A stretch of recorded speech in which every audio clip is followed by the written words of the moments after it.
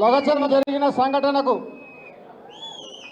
అమాయక రైతుల పైన నా పైన అక్రమమైన కేసులు తప్పుడు కేసులు పెట్టి మమ్మల్ని జైలుకు పంపించి 30 రోజుల తర్వాత న్యాయస్థానం గౌరవించి గత అరెస్ట్ అయిన రోజు నుంచి ఇప్పటి వరకు న్యాయవాదులందరూ కూడా బాగా కృషి చేసిన, అదే కాకుండా నేను అరెస్ట్ అయిన నుంచి మొదలుకొని ఇప్పటి వరకు నా ఎంబడి ఉన్న గౌరవ శాసనసభ్యులకు మాజీ మంత్రివర్యులకు ఇక్కడ ఉన్న పెద్దలందరూ కూడా ప్రతి ఒక్కరికి, ముఖ్యంగా కొడంగల్ నియోజకవర్గ కార్యకర్తలు, రేవంత్ రెడ్డి ముఖ్యమంత్రి భయానికి భయపడకుండా లెక్క చేయకుండా జైలుకు పోయినప్పటి నుంచి ప్రతిసారి నా ఎంబడుండి పోరాటం చేసిన కార్యకర్తలకు, నాయకులకు, గౌరవ మా శాసనసభ్యులకు, మాజీ సభ్యులందరూ కూడా పేరు పేరున కృతజ్ఞతలు, ధన్యవాదాలు తెలియజేసుకుంటున్నాను. అదేవిధంగా ఈరోజు న్యాయస్థానంలో పోరాటం చేసిన న్యాయవాదులందరూ కూడా, నేను అరెస్ట్ అయిన మొదలుకొని ఇప్పటి వరకు నా ఎంబడుండి న్యాయవాదులందరూ కూడా పేరు పేరున కృతజ్ఞత తెలియజేసుకుంటున్నాను. మాకన్నా ఎక్కువ కొడంగల్ ఉన్న నాయకులకు అందరూ తెలుసు, ప్రజలకు తెలుసు, కార్యకర్తలకు తెలుసు అక్కడ ఏం జరిగింది అనేది మీకు తెలుసు. అక్కడ ఏం జరిగింది, రేవంత్ రెడ్డి ఆయన సోదరుడు తిరుపతి రెడ్డి కలిసి ఏం కుట్ర చేసిర్రో మాకన్నా ఎక్కువ మీకు అక్కడ గ్రామంలో ఉన్న ప్రజలకు తెలుసు, గిరిజన సోదరులకు తెలుసు ఏం జరిగింది అనేది మీకు అందరికీ తెలుసు. కొడంగల్ నియోజకవర్గానికి తెలుసు, తప్పు కేసు పెట్టినాడు ముఖ్యమంత్రి, తప్పు చేసిననే సంగతి కాంగ్రెస్ నాయకులు కూడా తెలుసు, అక్కడ ఉన్న కాంగ్రెస్ నాయకులకు కూడా. కాబట్టి మనం ఎప్పుడు తప్ప చేయలేం, న్యాయస్థానంలో ధర్మమే గెలుస్తుంది, తప్పకుండా మనం గెలుస్తామని చెప్పి మీ అందరూ కూడా తెలియజేసుకుంటున్నాను.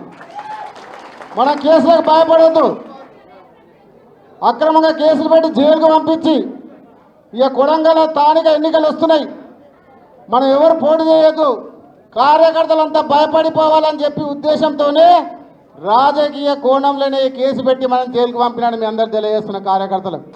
మీరు ఎవరు కూడా భయపడకండి, ఎన్ని కేసులు పెట్టినా న్యాయస్థానాలు ఉన్నాయి, ఎప్పుడు కూడా తప్పుడు కేసులు పెట్టినా న్యాయస్థానాలు మాకు ఉంటాయి, మనకు గౌరవిస్తాం, తప్పకుండా ధర్మం గెలుస్తుంది. కాబట్టి ఏ కార్యకర్త కూడా భయపడకుండా జైలుకొని కూడా సిద్ధంగా ఉండేటట్టు మనము కొడంగల్ తయారు కావాలి. మనందరం మనెమ్మడెంబడి గౌరవనీయులు పెద్దలు కేటీఆర్ గారు ఎప్పుడు మనకు అండగా ఉన్నాడు, తప్పకుండా రాబోయే రోజుల్లో ఎప్పుడు కూడా మనకు అండగా ఉంటాడు, మీరు ఎవరు భయపడద్దు.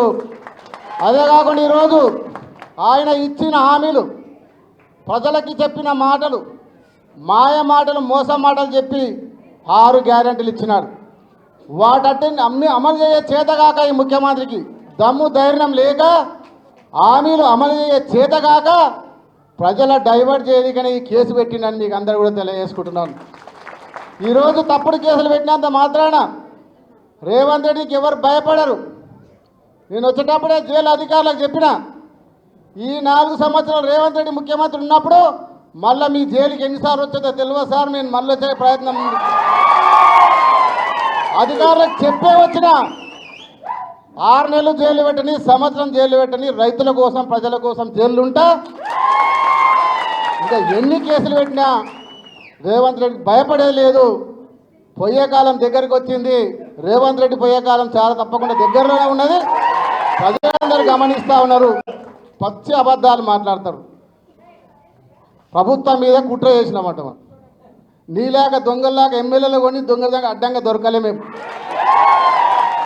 50 లక్షలతో అడ్డంగా దొరికి ఎమ్మెల్యేలు కొనబోయి దొరికి నువ్వు ప్రభుత్వం మీద కుట్ర చేసినావు.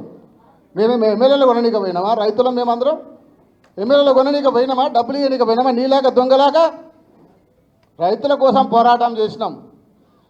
మన దెబ్బకే దిగొచ్చి ఈరోజు ఫార్మా క్యాన్సల్ చేసిండు కొడంగల్లో. ఫార్మా ఎందుకు క్యాన్సల్ చేసిండు? రైతుల పోరాటం వల్ల, రైతుల దెబ్బల ఒక పోరాట ఫలితంగానే దెబ్బకి దిగి వచ్చి ఈరోజు ఆడ ఫార్మా క్యాన్సర్ చేసి ఇండస్ట్రియల్ పార్క్ పెట్టినాడు. ఇంకోటి ఏమంటుండు, కొడంగల్నంట తొండలు కూడా గుడ్లు పెట్టే పొలాలు ఉన్నాయట. మీకు అందరు తెలుసా? నిజమేనా? రేవంత్ రెడ్డి కొడంగల్ వస్తే రైతులు చెప్తారు సమాధానం దీనికి.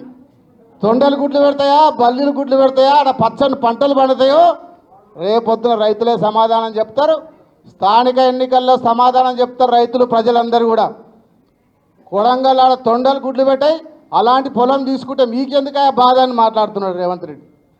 కాబట్టి మీ అందరూ గమనించాలి, ఇప్పటికే చాలా టైం అయిపోయింది. ఇంత లేట్ అయినా కొడంగల్ నియోజకవర్గం ఇంత పెద్ద ఎత్తున వచ్చిన కార్యకర్తలకు, నాయకులకు, ఇక్కడ ఉన్న పెద్దలకు అందరికీ కూడా మరొకసారి పేరు పేరున ధన్యవాదాలు తెలియజేసుకుంటూ సెలవు తీసుకుంటున్నాను. జై తెలంగాణ, జై కేసీఆర్.